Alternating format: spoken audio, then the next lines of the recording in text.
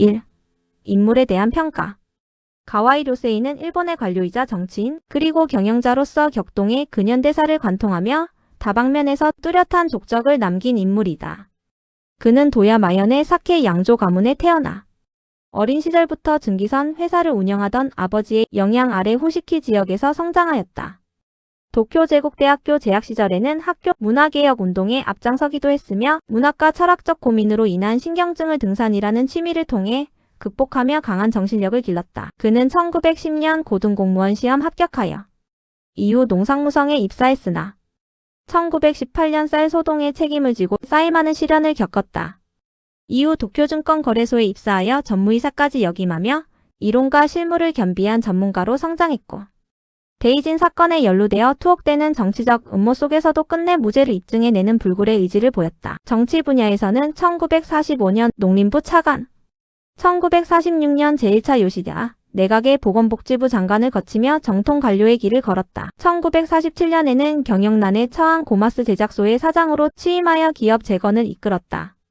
당시 고마스 제작소는 노사분규 중이었는데 가와이 료세이가 사장이 된 후 회사를 인수하고 당시 미국의 명문 기업과 일본 미쓰비시가 합작하여 설립한 산업기계회사인 고마스의 기술력과 지위를 강화하기 위해 품질 개선과 연구개발 능력을 강화했다. 이후 중의원 의원으로 당선되기도 했으나 고향에서의 정치적 갈등으로 인해 짧은 정치 생활을 마치고 은퇴하였다. 말년에는 소련과 중국을 방문하는 경제, 대표단장을 맡는 등 냉전 시기의 경제 외교에 선구적인 역할을 수행하였다. 그는 이러한 공로를 인정받아 블루리본 명예훈장과 우길장 등을 수여받았으며 1970년 별세 후 1등급 재보훈장이 추서되었다. 2.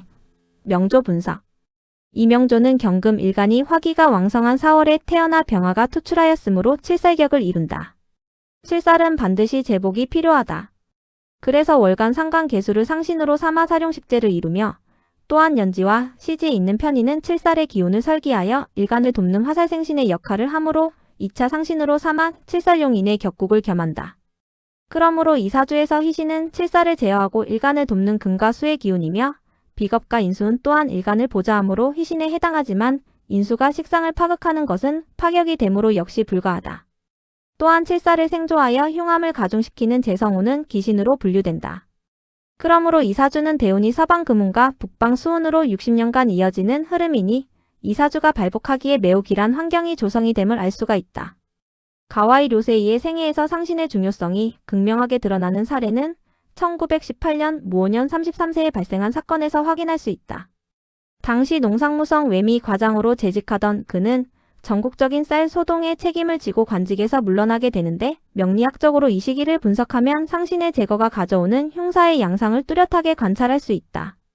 1918년 무오년은 병화 대운 중에 칠살이 가중되는 상황인데다 세운에서 들어온 무토가 명식의 소중한 상신인 계수를 무계약거로 묶어버리는 국면을 맞이한다. 칠살을 제어하는 핵심 기제인 상신이 제거됨으로써 사주의 격국이 무력해졌고 결과적으로는 책임을 지고 사임해야 하는 흉사가 발생하게 된 것이다.